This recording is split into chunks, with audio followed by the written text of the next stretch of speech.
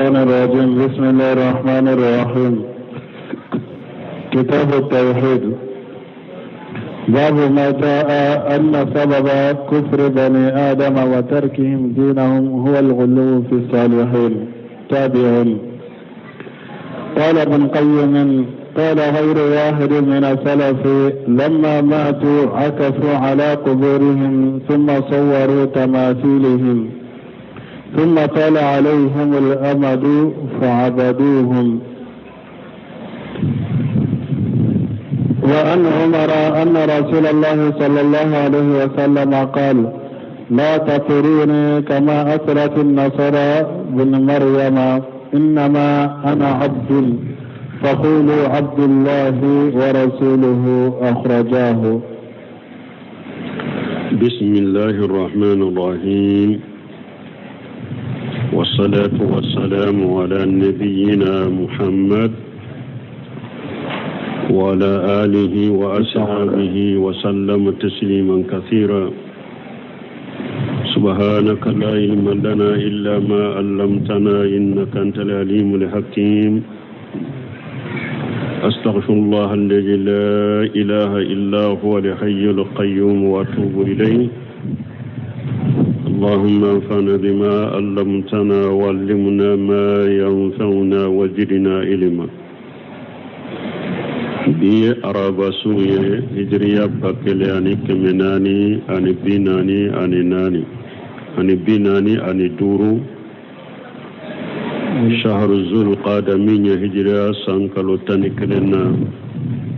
بيسون يوم غاني كلنا. ميلادي النصارى وكجاتي بافلا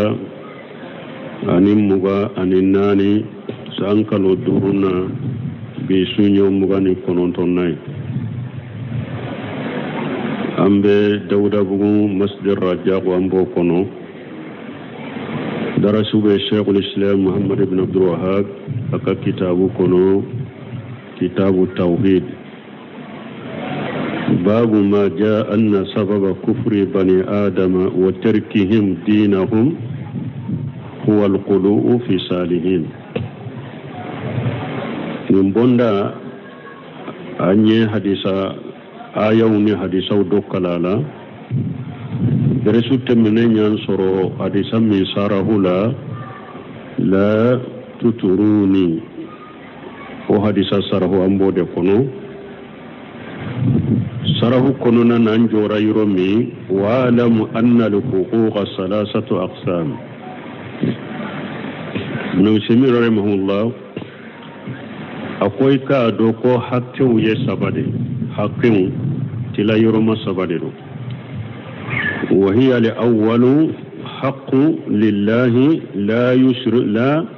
yushraku fihi ghayruhu. Follow hakim min be alaye foyi te fara alaka o hakela la malaku mukharrabu wala nabiyyu mursalu wa huwa ma yaqtasu bihi min rububiyyati wal uluhiyyati wal asma'i was sifat. hakke folo min alatai foyi te fara alaka o hakela malikiyate malika munun gerlembe alala ute fara alalka o hakela nabiyi maute nabiyi munun cira ute fara alaka o hakela o hakke kerekirani ala kelempewde min dali rububiyyat alaka dali ko ala de danfen bedda o ye hakke min ala de kerekirana malika ma faraka wala nabiyi ma cidente min faralaka wala wal uluhiyyati ani ala kelem to kabato hakken yoye hakken minye oye ala kelem to de tay najumate malikate min gerlembe ala la ko be bato ka faralaka cidente nabiyumate min cira malikiyate min gerlembe ala la ko be fara alaka batola iba bato ka faralaka najumate min cira ko iba bato ka faralaka wal asma'i was sifat alaka to ana kan mankutu udu kere kele ne do ni ala yerede malikiya farallente alaka katoguna ka mankutula nabi ma ciden farallente alaka akatoguna ka mankutula ni hakke folo asani haqqu qasu li rusuli fulanna hakke dobe hakke fulanna hakke min kere kerani ciden وهو إيانتهم وتوقيرهم وتبجيلهم بما يستحقون ويجمع كتشيدهم ودمه كو بنيا كو كرامة وني بنيا ني كرامة من كاكا تشيدهم كريكراني نيمفنايه كتشيدهم دمه كو بنيا كو كرامة وني بنيا ني كرامة من كاكا ني حكي فلان ني كريكراني تشيدهم الثالث حق مشترك وهو الإيمان بالله ورسله حق سبنا وحق ألاني أكتشيدون بيجي ولا ويدي كلمناني ألاي كلمناني تشيدون وهذه الحقوق موجودة في الآية الكريمة أو أن حق سبا من فلنيني وبيبي سرو آية كلم كنو آية من كبو وهي قوله تعالى لتؤمنوا بالله ورسوله وتؤجروه وتوقروه وتسبحوه بكرة واشيلا ni aya min fi suratul fatih kono aya konontonna alay hakke sabayn be faranyugonga na kulli tu'minu billahi wa rasulihi fa haja haqqu mustaraku na ko kallimana ni alay ana cide ni nya hakke mi ni ala ni cide jera ala ibelli mana ni alay ibelli mana ni cide fanay ibedda alala ibedda cide na wa tu'ajjiruhu wa tuwaqiruhu ika cide deme ika bonya haja haqqu qasu bi rasul sallallahu alaihi wasallam ni nya hakke nin kirani cide nya ka cide ka sembenca ka deme ka bonya nin kere ni cide nya wa tusabbihuhu bukratan wa asila na ko aya kono ka Allah subhanahu fo sogomani wala bela haja qasu billahi subhanahu wa ta'ala ni hakke kere ni ala de masammin selerendo akorotalendo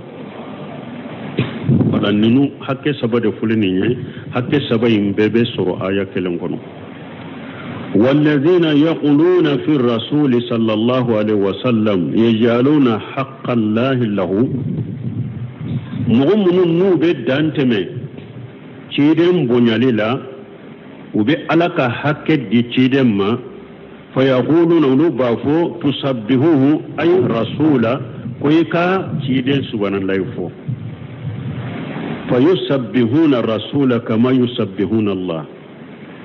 نمغم منون دانتمنا تشيدن كقولا وبتشيدن سبحان الله يفو كن وبي الله سبحان الله يفو تشغمي ولا شك أنه شرك شكتالا نمغم سيرا ندقرما نيمو شركيادي لأن التسبيح من حقوق الله القاسة به بخلاف الإيمان parce que min ye subhanallah foye ka fo subhanallah waye hakke min ni akke ala kere na naye anil liman ya yurute kelenya fa huwa min al huquq al mustarakati bayna Allah wa rasulih liman ya yuro waye hakke mi ni ala na ka ciden jera ola ibe liman ni alay ibe liman ni cide me subhanallah fo yuro ala doronde be subhanallah fo ciden te subhanallah fo ni mo min ye ciden subhanallah fo o yeddante mo ye shirku ye wana an al itirai fi qawli alayhi salatu wassalam wana an al itirai fi qawlihi alayhi salatu wassalam ciden ya ambali dantemela tanunila balilin minnana dantemela tanuna ciden ka kuma alaka tanuna kishibaka kama ataratin nasara isa ibn maryam ako an kana ale majammu ka lettanu ayambali tanuni minna nasaraw ye maryama denke tanu cogo minna ciden nyambali odela lianna al-itira wal quluwan yuwaddi ila ibadatihi parce que ni mo min ye ciden tanu ka danteme idanteme na akakola obi isama ki wele kata batoli de ma kama huwa al-wadu alana bunu semino ko abe komi mimbe keneka sisa mimba ke kake sisa fayujadu inda qabrihi fil madinati man yashaluhu ibe mugo do soro ciden ka kaburu koro kaburu ewa yorola madina ube ciden deli ni momi tarat ewa hijiro la momu etawdi tigi yere boye ni do tara ciden ka kaburi jiara ubu yere doshi kaburi kogo made kasoro wo fule yoromi kogo be yoromi ani ciden ka kaburu kajja ana kajja ciden ka kaburu kogo saba korilembo la min tenin kogo e mi hadama de ka tawhid baliya koso anu ka dina famu baliya koso ubu yere joshi o kogo laye dobu ka banku fula bo kunna ka joshi kogo ina dobu ka jalamugu josala polisu de be jomugo woni wa kogo inje o ba fo hajji haram ko hijji kala ninya haramude ninya kogo sempulude herata bolo torata bolo ciden ka bonyana karama yede wama atakum rasulu faqudu ma nahakum an fantahu ciden min da masariya la ya mina ya fatanya ka bo mina ya toy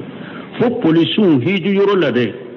polisu doroka udo kambe sisi de kuma bolo hiji don bolo ciden ka kaburu yoro la ani bariya ani uhudi hiji do shirku min nuna bubu ka jamana la kata saudiya ka polisu kambe sisi kuma bolo de haramu haji haramu nube mo wadu ne seminu ko madina ciden ka kaburu yoro lawbe ciden deliye fa yaqulu ya rasulullah udu ba fo ciden ka kaburu la madina ba fo ya laka ciden al madada ya rasulullah alaka ciden deme aksina ya rasulullah alaka ciden sanji damma biladuna yabisatu an ka dugun a jalendo an ka jamana jalendo sanji te cide sanji dama wa hakaja no semnu kun nin chogola kata cide be deli ewa madina yi cide alaka cide ndeme alaka cide sanji di awma an ka jamana jalendo an ka dugu jalendo alaka cide dentene bolo alaka cide ne fantande garjage kenna wa hakaja mugo ben nin ke ciden ka kaburu yorola ورأيت بعيني رجلا يدعو الله تحت ميجاب الكعبة مولي جهره البيت مستقبل المدينة نسمين قولي رنيا فلايا كيدو أبي الكعبة تردين كرو أباك كدوك ما يا كودي الكعبة ما كنيسي مدينة ما منا لأن استقبال القبر عنده أسرف من استقبال الكعبة والعياذ بالله parce que ale bolo ni be do ke ki inye si ciden ka kaburu ma o kabbo ale bolo ka teme ki inye sali kabam والعياذ بالله do tellement que on shirku min nimma babato ni mo nyuma bato min be bo ka jamana wala de wona beta saudi har no be alkaba koro no be do ko bo nyesi madina nama o parce que ciden ka kaburu be ulo bolo ki nyesi kaburu makka do ko kabbo kateme alkaba ka wali aizubillah wa yaqulu ba'd al-mukhalin al-ka'batu afdal min al-hujurat danteme bagaw do ba ko yere ko alikaba yere kausa ciden ka kaburu be so min kono uba fo de mahujura ko alikaba kausa waye fa amma wan nabiy sallallahu alayhi wa sallam fiha fala wallahi wala alikabatu wala al-arsu wa hamlatuhu wala al-jannatu la hawla wala quwwata illa billah udo ben nin fo ko ciden ka kaburu be so min kono ko alikaba kausa o soye kummin teliman ke ni ciden ba kono ko ayi ko wallahi alikaba te la resita bagote arjannate ewa soyin kanyi nunun be telimanke ni ciden ka su ba kono ko ciden ka su a kausa ciden ka su a kausa alikabaye a kausa laresi tabagaye a kausa rijannai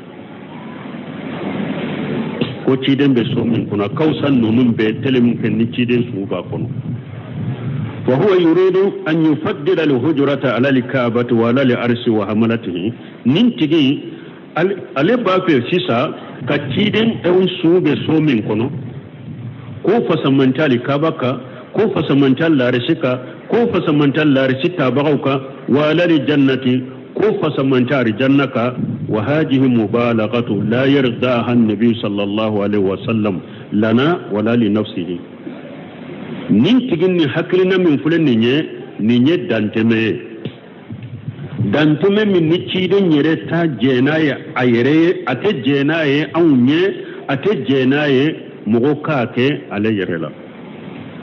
ate jenaye anunye ate jenaye yere wa sahihu asahlendo anna jasadahu sallallahu alaihi wasallam afdalu ciden ka farkolo kanyike walakin kaunuhu yaqulu me akake ikafo innal hujrata ko ciden ka sobe wa sube somin kono afdalu min al-kabati wal arsi wal jannati ko o kausa al-kabai o kausa al-arsi o kausa al-jannati lianna rasulullah sallallahu alaihi wasallam fiha ko paske ciden ba kono hajan qata'un azim ni nya qata'u bele bade nasallallahu salamata min jalika ambe ala dele ala kan kisi kabonni aqidawni ni hakil nasuguma wala bennin to de lambalmu dan teme min beke madina ni hijula ni haramu dunkew ala ta kofe ni tawhidillah fasa bagat la fasa bagat tuntew mu utunte no be tawhidillah fasa har ci den ka kaburu yoro da mo be ñu ko faay purum kase kogo madro kam magala ngo hari ni police be do na ce do ba yoro to fo yoro ja ka kajjala mu bo kunna kajjala mu kumina ka to fili ka ta kogo ima na magara la ba sama kana ka josa yere la alaka hakilin man da made masuliya bade be karambo bolo du ka wole ni ke kata tawhidima ama famu boy an ga faramfin jamana unna ya ni shirku min be boya kata maka jamana ka ini piriya min be bo kata maka jamana ka ala yere de ba dando mais adde fo babe an ka doni ke ba woni karambo la de fo karamo ka joni tawhid welele hari hejo yoro fule mo be ye togo mi yere be minye keneka ube jama minye keneka alikaba madina udusukumbe magaya ni fengo fenfo ala ko la tawhid la sunna la famu sarfu sali akacha kado dusukun kono me karamo munum be tan wulu de ta fo de kon nin tora ka tawri fo tora ka sunna fo ka bidan nunun ko kari ko e wasi sanwore ntem mo soro mo ba ko ne wahabiyade ntem mo soro doronde e wa har karamo ni buta hiju kelawfe ko e bi da bo tawhid ko re ka sunna grede fo ka cinya de fo cinya wore ci ka biyetike ko parce que kon ni autora ka e biyetike ko ibale ka jama cari sino alhamdulillah an yere ya aisha ni ye tawhidi fo yoro nin kele ubamina be barakina e wacca man shirku de be de ne yere dalla ka kuma tawhidi ka minna don nana ma kasira de ka ka telefoni bo ka muso wole kon ka almoru nka kile fule yanfe nka almoru dayele nasi buteli ba kuna ninka sebe ika beta kata bibli mbora la sini ni ma ke ma ya faima min mbora ka sebe unaye minya ka sebe un fili minye ewa saraga kunta munun tumba bolo kana lakala kacha ni tinya fora ya be minade karamu de kadde fo be wuta fo te fo la chama ni kwa jianyinite ulubu kanna fulu nyinu ka janyini min no doronde do sino urube ta hijiro la karamo munum bodda ka ni tawhid be foye ni sunna be foye ala faham salafu salih chaman de be yelema hakilima caman yɛrɛ tɛ hari n'olu mun ka wajulu kan a bɛ taa an y'a fɔ cogo min ni bidiya min bɛ taa n'a bɛ sagi ka na ale yɛrɛ bɛ hakili sɔrɔ ka bɔ a bɛɛ la ka sunna ta ni e ye kuma faraw ka don mɔgɔ bɛ kanda u bɛ tɛ kanda mɔgɔ bɛ kanda mais harabu mɔgɔw b'u ka jija la u b'a bangew ye mais e bɛ ni jama min taara e min ni jama in taara dɛ a masuliya fɔlɔ bɛ e de kan u b'a kɛ ka nin siriku min kɛ u b'a kɛ ka nin bidiya min kɛ e min y'u ka taa dɛ a masuliya fɔlɔ bɛ e de ka fɔlɔ i ka bangew ye farafin jamanaw filɛ ni olu bɛ taa olu bɛ hinɛ de olu bɛ ɲɔ min san k'a bila maka ka kɔnɔw kɔrɔ anw ka mɔgɔw dɔw bɛ o ɲɔ de cɛ ka na ko n'u y'a tobi k'a di mɔgɔ ma min tɛ den sɔrɔ fo a bɛ den sɔrɔ mɔgɔw hinɛra kɔnɔ la k'a ka ɲɔ min d'a ma e taar'o cɛ o yɛrɛ tɛ se ka e halaki yɛrɛ dɔw hinɛra ka ɲɔw san k'a sari u kɔrɔ olu bɛ taa o cɛ ka na kaburubɔgɔw tun bɛ nin bɛɛ cɛ ka na ka bɔ madina kaburubɔgɔw tun bɛ nin bɛɛ cɛ ka na ka ayiwa siri misɔrɔnin na ka na n'a ye fɔ maliya mais u ka polisiw de bɛ taa nin bɛɛ la u bɛ taa bagiya dɛ ni i ye kaburu in jara ni i jɔra dɔrɔn k'i b'i tɛgɛ fɛn so bɛ i b'a fɔ haji yalla b'a to tɛmɛ jijalen do tawhid la sinon am ka mɔgɔw ni musirikiya ni bidiya min bɛ taa kolokolo tɛ hari bɛ ala ka n'u dɛmɛ ala ka n'u sabati an bɛ min fɔ hamalatil hajj minnu bɛ mɔgɔw donni ka taa hijiyɔrɔ la a kana kɛ wari ɲini dɔrɔn ye dɛ a ye mɔgɔw wele ka taa tawhidi ma de a ka mɔgɔw wele ka taa sunna ma de o masuliya b'aw kan ye qawluhu iyyakum litahjir n'a ko iyyakum o ye de bagabagali de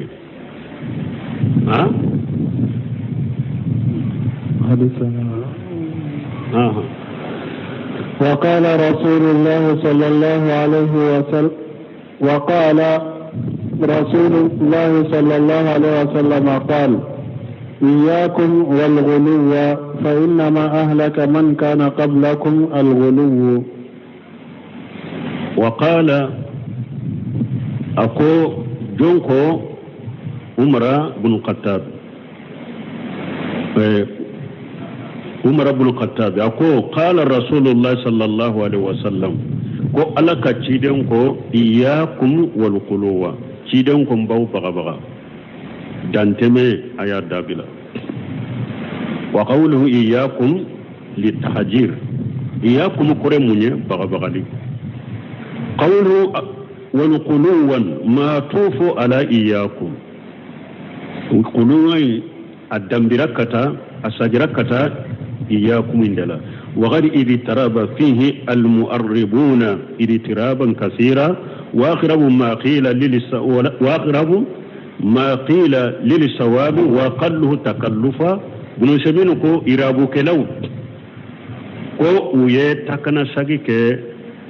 nin kolo ka irabu la kosobe ako me munun fora kolo in ka irabu la mun ni sabaka suru ani munun ni yere foroshe aka yere forse ka dogo ka takallufu ka dogo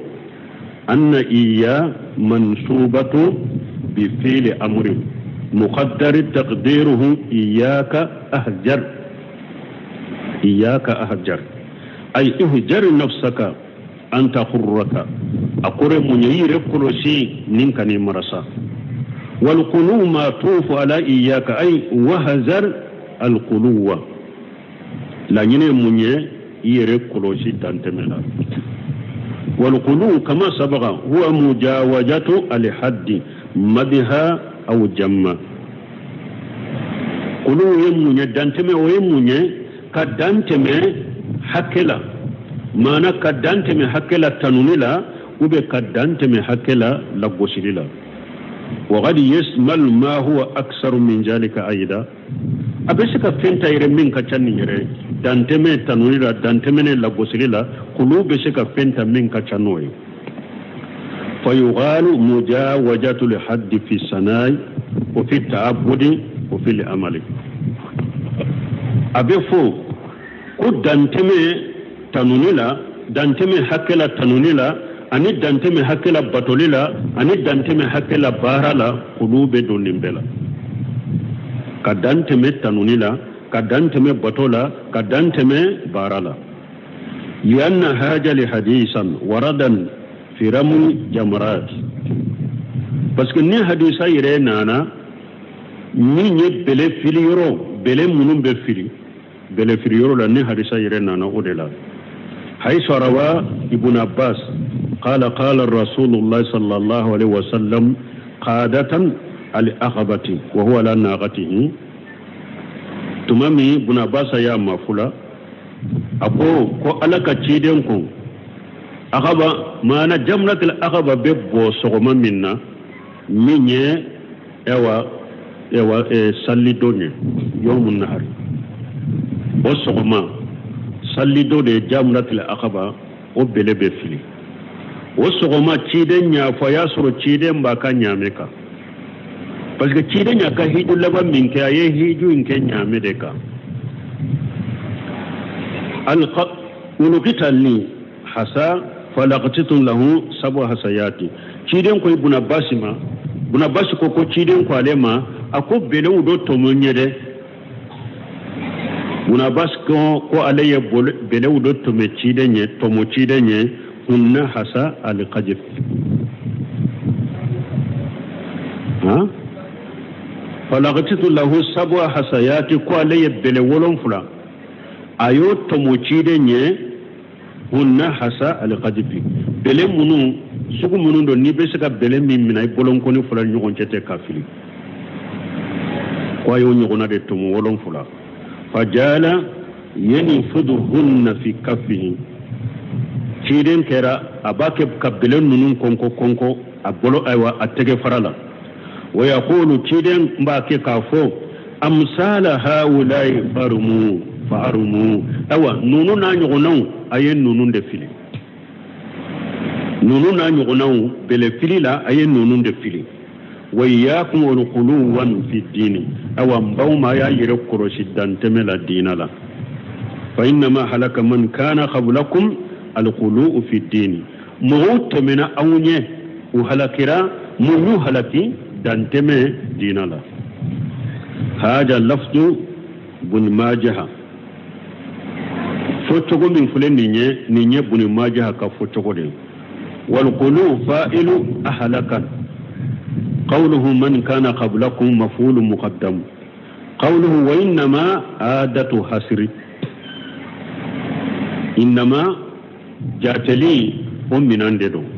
ما نكفم بفرنجون كان فنكلنا ولحسر إثبات لحكم للمذكور ونفيه أما أداه نوكو حسر ما نككيري دو سبتي ni fendo fo fem min feriye ka kiri do sabati ola ka kiri nge kabo otanala ka kiri sabati o fem masinala ka kiri nge kabo atanala qawluhu ahlaka yahtamilu manayaini ni ciden ko yayi mugo halaki abe mana fulata al awwalu al muradu halaku din mana fulo ki ka dina halaki mogotta min awunye min halakira u kadina halakira mun ka minye u kadina halaki al qulu fi din wa alayhi yakunu li halakun waqi'a mubasarata min al qulubi wala nanko halaki mana ye kadina halakire donc halaki bena mubasara danteme yorola idan temerai kadina la dro dina halakira o yorulin kelembe لأن مجرد القلوب هلاك بس كدان تمن يرد دروني هلاكي دي الدين لا الثاني أنه هلاك الأجساد هلاك ما نفلنا فركلو هراكلين وعليه يكون لهلاك واقع وعليه يكون القلوب سببا للهلاك ننكو فركلو هلاكلين هلاكين بساقي كتا قدما ولا دانتمي بك سببوي كتا هلاكلي مولا دانتمي بك كا هلاكي سببوي اي اذا خلوا خرجوا عن طاعه الله فاهلكهم الله مننا او دانتمنا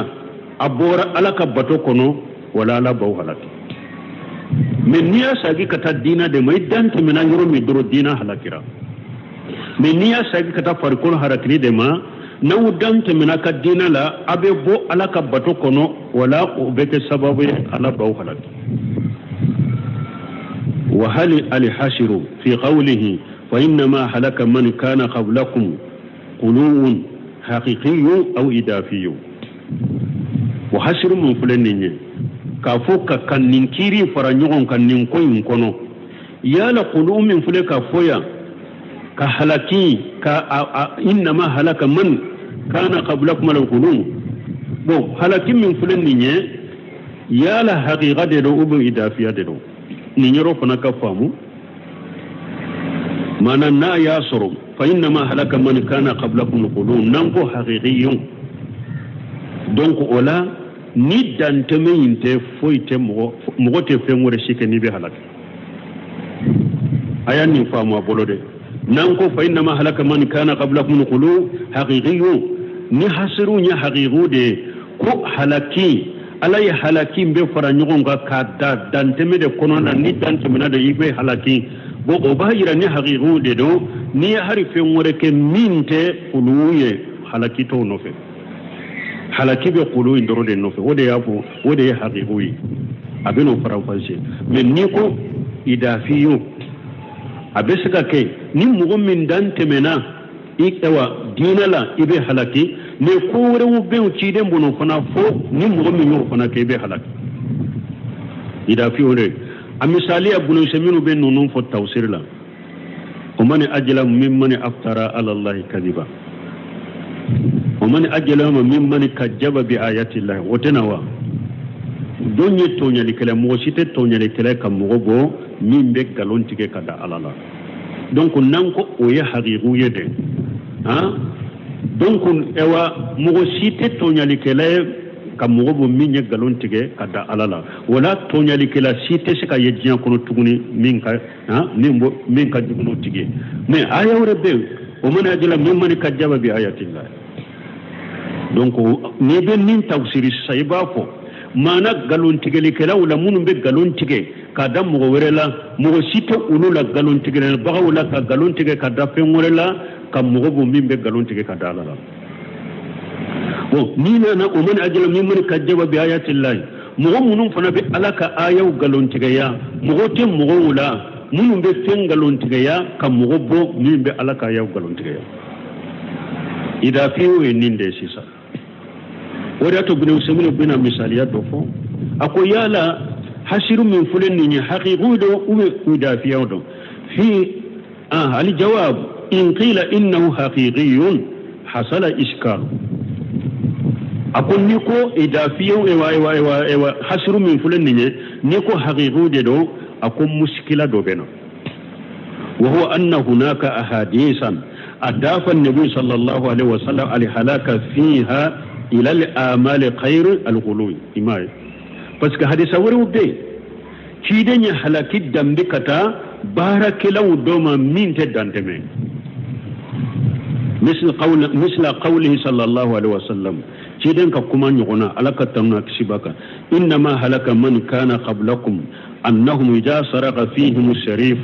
تركوه وإذا سرق فيهم ضعيف أقاموا عليه لحدا bon ni hadisa tewa men ni eko halaki be kulu dorondela ibe ni hadisa fo togode ha awodi ya to ko ni ko haqiru de do iskalu be parce que bara wore be ci de ni halaki dilo ula min te kuluye ko min ni hadisa nyona fa huna hasirani mutakhabilan donc ni ko hasiru nya haqiru de bo hasiru fula fule unye silembe nyonna fa in qulna innahu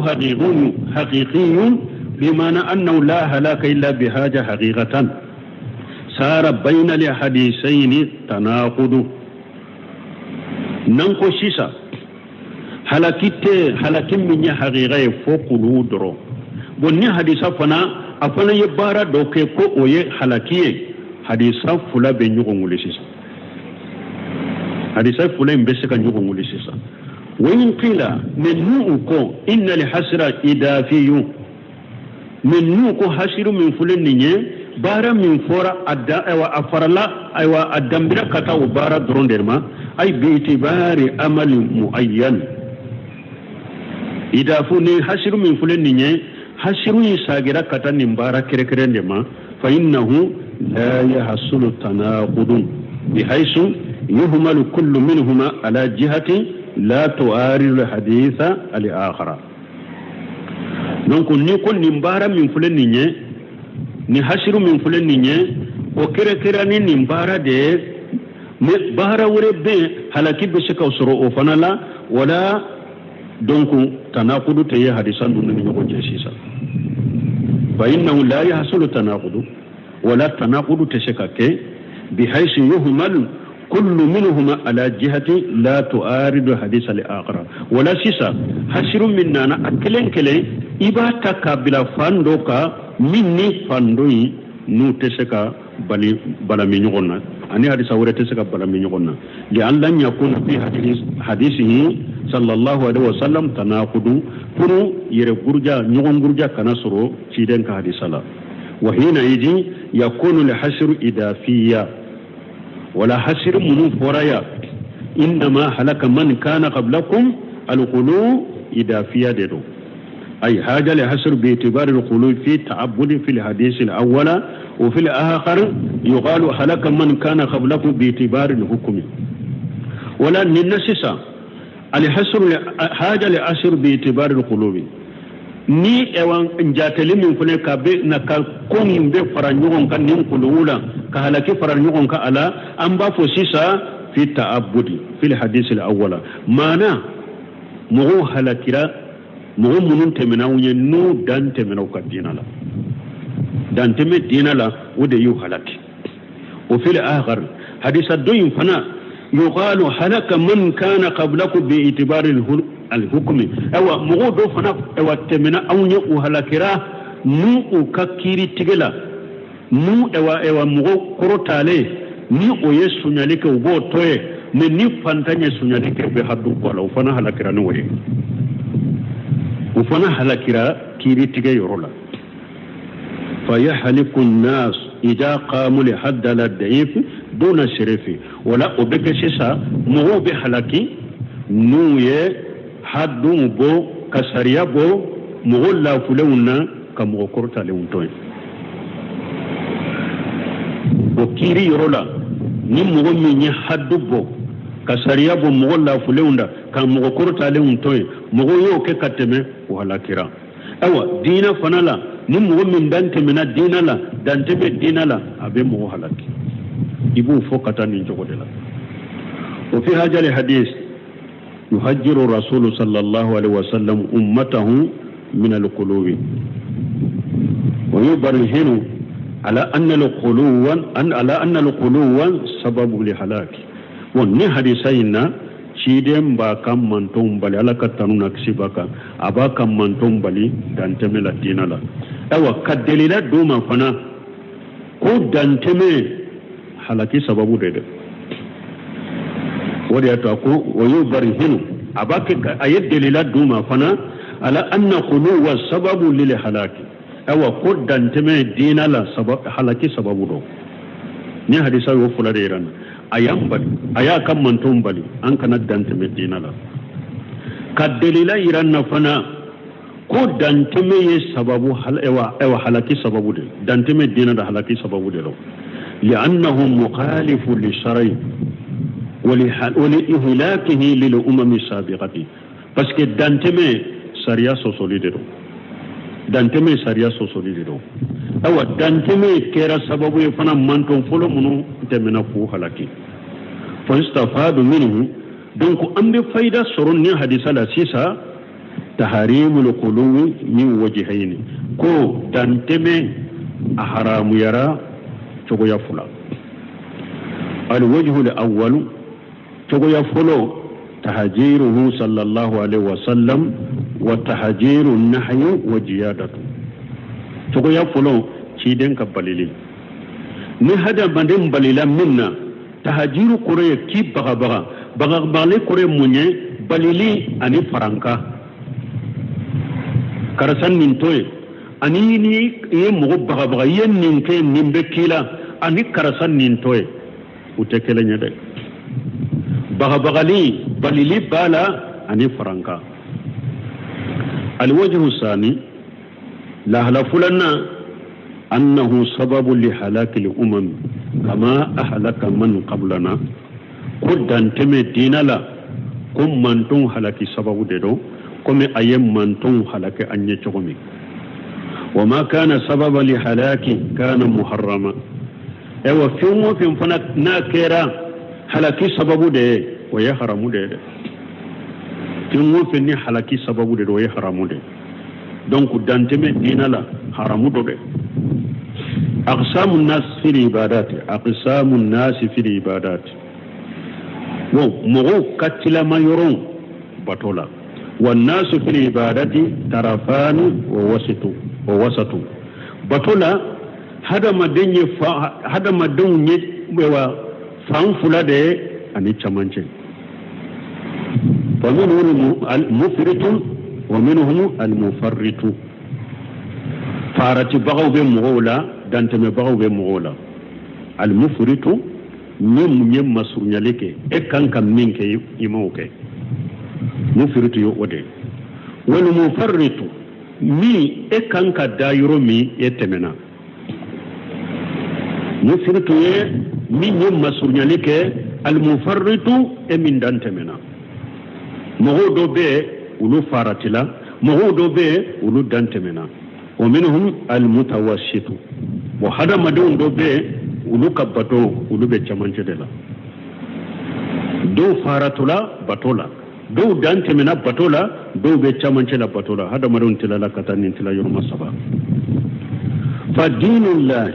bayna liqali fihi wal jafi anhu alaka dina dante me ani masurunyali alaka dina haqiqa be odeni nyonche wa kaunu al insan mu'tadila la yamilu ila haja wala ila haja haja huwa alwajib hada made ekake itilelembe ikadinala imam mile kata yamfe wode ya wajibi ka hada made kake tile baga ikadinala ni majjenge kata kini ima jenge kata numa wode ya wajibi fala yazuz tasaddudu fi dini wal mubalaghah kadina geleyari dinala ani danteme dinala wote daga geleyari dinala ni kadanteme dinala wote daga wala tahawun wa adamul mubalat ni kadina fanan noya kadina kemma kotala o fanate daga dinala bal kun wasatan baina hajan wa haja ke chamanche danteme ni dina geleyali ni danteme ani ewa nogoyalini makotala ke ulu chamancela wal qulu lahu aqsamun kasiratu ewa danteme fana tila yorma chamande bayede minha qulu fil aqidati kadanteme aqidala obe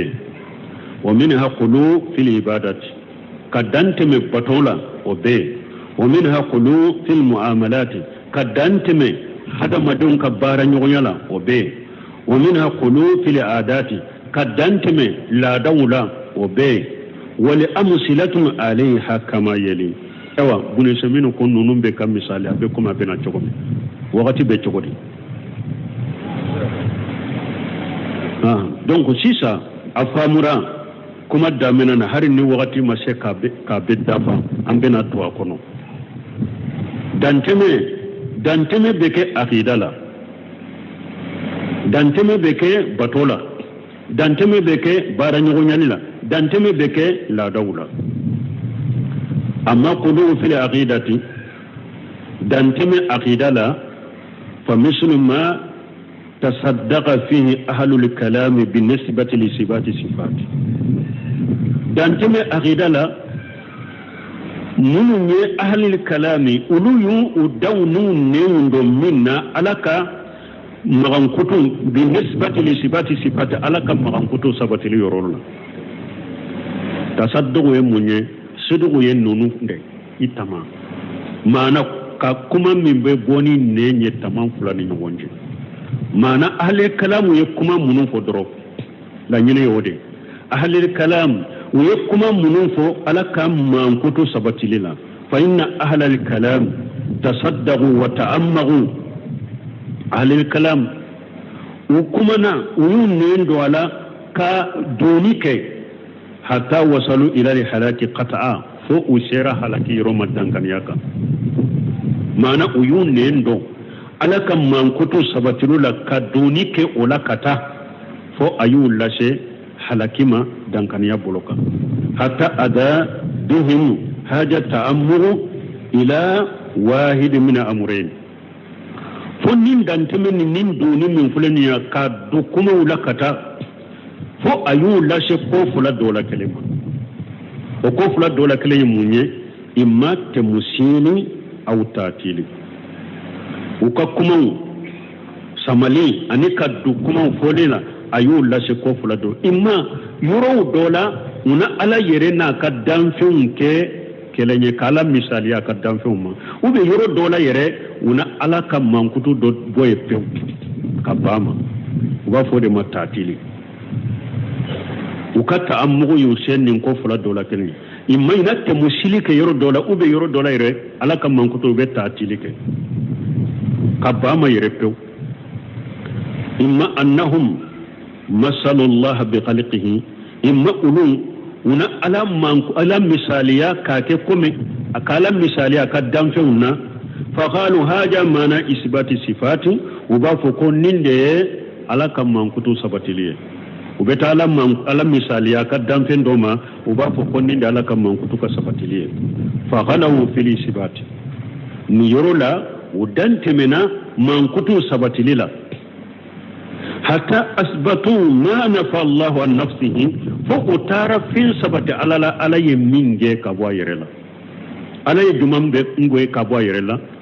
damfe kam misaliya dam laysa kamislihi shay'un udante mina sabatilila fo utara fin sabati ala yere minge ka boyerela aw attaluhu a ube uye mankutu yere boye pew ka bama wa qalu haja mana tanjihi am musabahati al makhluqati mankutu dobe yere ubo obba mankutu la ko sabatilente alala ko paske ode ala seneyaliye ode ka ana seneya kabo akam wa danfun ka bonko nyoko yalima ko paske nanye ni mankutu sabati doro ko abe ko me anya ala ni aka danfun bonko nyoko nya ko ola an ko mankutu toye to o kana fo alaka wajamu anna isbata sifati tasbihu ya galonfo ko niye mankutu sabati alaye ko iye ala ni danfun bonko nyoko nya فنفوا أما أثبته الله لنفسه ويرفنا لا علي من علي من سبتا يريه ويو جيكابو على لا مثلا ني على كوكو علي بكما ولوكو كنا ني كما سبتي علي كو أبيكم أني على ندام في كيكلني كو على تكما وسيسا نيرولا على يريه من كتب من سبتي أيريه دانتمي ewa genina uye penge kabo ala la min sabata yerela lakin al ummatun al wasatu mimman tum munumbe chamancela اختصرت في ذلك النوب حكلا من قومنا فلم تتأمغوا في الإثبات ولما دونك كدنت من سبت للا ولا في النفي والتنزيه أنا يمين فنجي كباير لك يرسني كبو منا دونك ما دنت من وفن الله فأخذوا بجواهر اللفظ ولي كلهم منا وكجاهر الله aya minna na chugumi hadisa minna na chugumi ba mina jaru ba fo chugula wa qalu laysa lana an nazida ala jalika uko atebbe aw nyanka fen faraninka ala ya fo chugumi duramba ato chugula atedde daga unya anka fen faraka fala mu yahliku mu'minun kiranilla halala uluma halati bal kanu ala siratil mustaqim ulu kira siraka sira min tilelendo ولما دخل هؤلاء الفرس وروم وغيرهم في الدين ako tumami nin furusew ni urumew udonna dina la ani unu tanaw saru yata'ammaquna fi hajri umur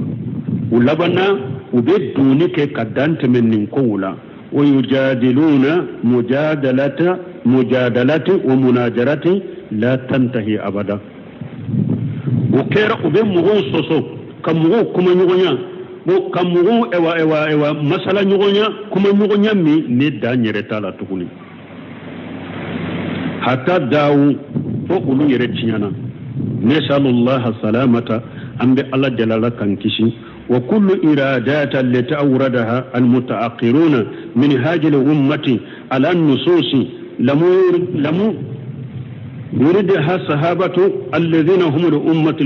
al-wasat bo bro seminuko akoko nana kolo nofe manala kam mankutuna katuhu muhullagon nye kolo uyekoko nati ala katuna kam mankutu nofe hadisan la kolo la ako sayban munun temena munu nye mandon kam mo chamanche mo ye ulumo nati ulumo o iradati nunun nati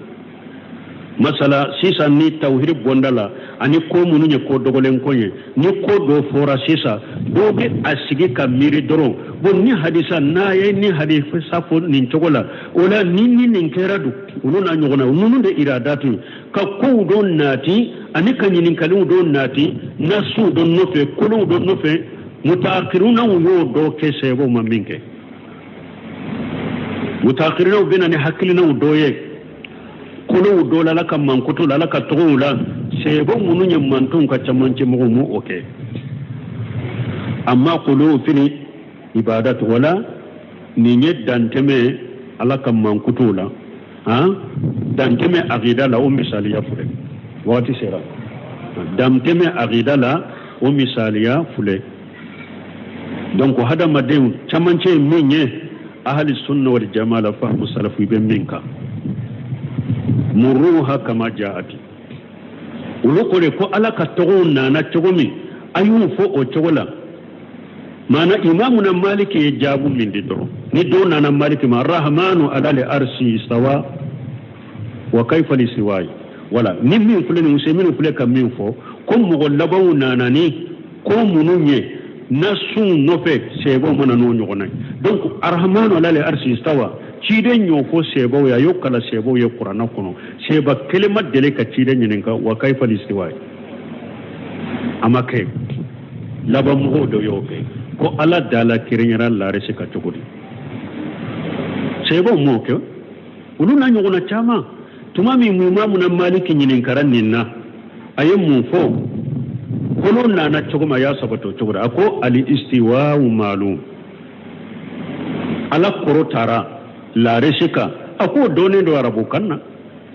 wal kayfiyatu majhul me ala be chuguri lare shika anto do ala mafonye chide mafonye wal imanu bihi wajibu ikadala kalimuna naye kwala korota lembe la resiko ika wajibi de waswalu anhu bidia